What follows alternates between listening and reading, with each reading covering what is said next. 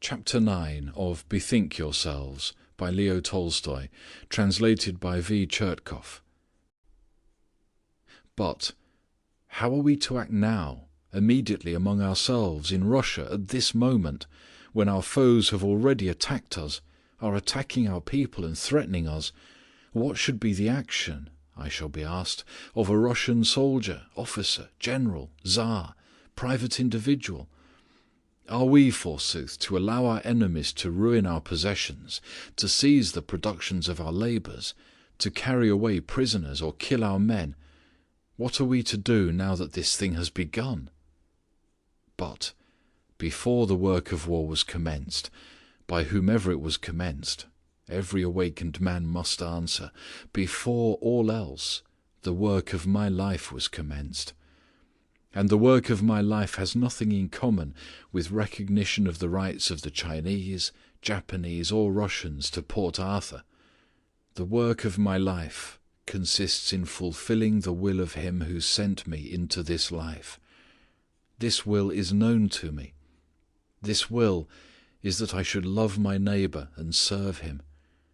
Then why should I, following temporary, casual, irrational and cruel demands, deviate from the known, eternal and changeless law of all my life?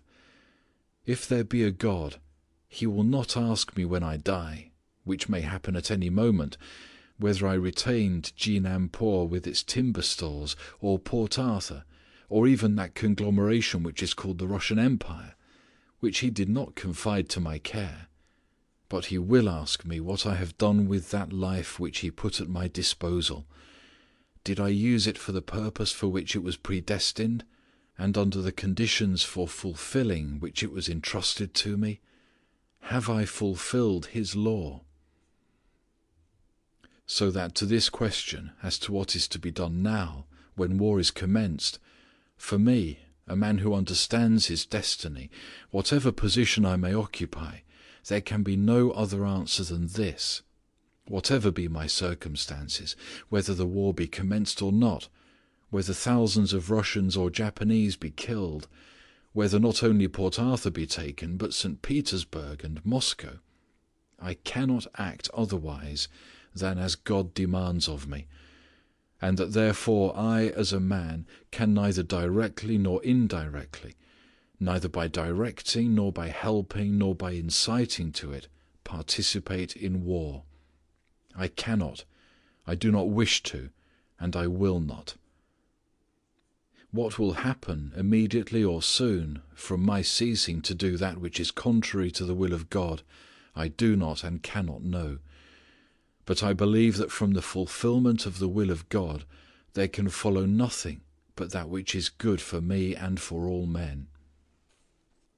You speak with horror about what might happen if we Russians at this moment ceased to fight, and surrendered to the Japanese what they desire from us. But if it be true that the salvation of mankind from brutalization and self-destruction lies only in the establishment amongst men of that true religion which demands that we should love our neighbour and serve him, with which it is impossible to disagree, then every war, every hour of war, and my participation in it, only renders more difficult and distant the realization of this only possible salvation.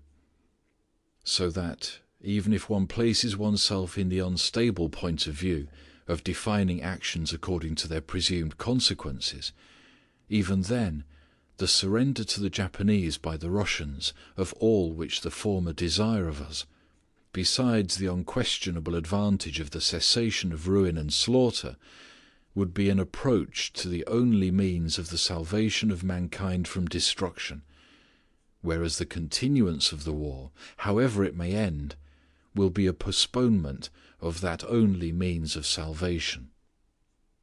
Yet even if this be so, it is replied, wars can cease only when all men, or the majority, will refuse to participate in them.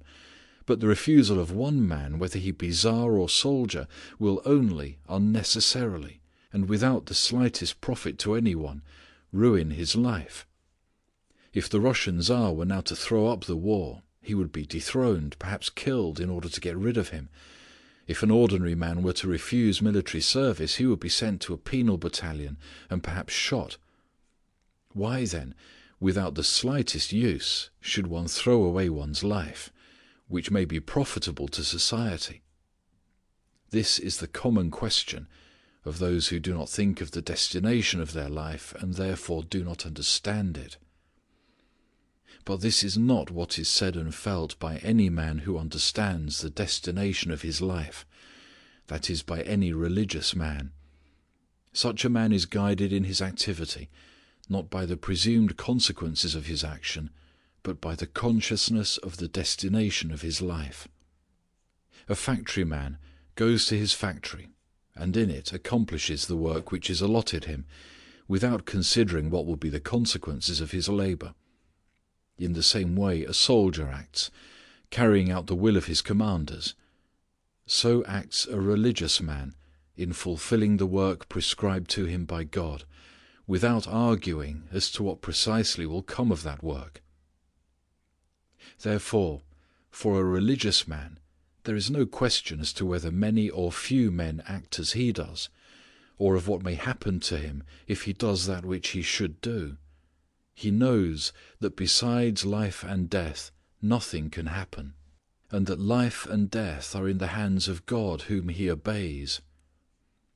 A religious man acts thus and not otherwise, not because he desires to act thus, nor because it is advantageous to himself or to other men, but because, believing that his life is in the hands of God, he cannot act otherwise.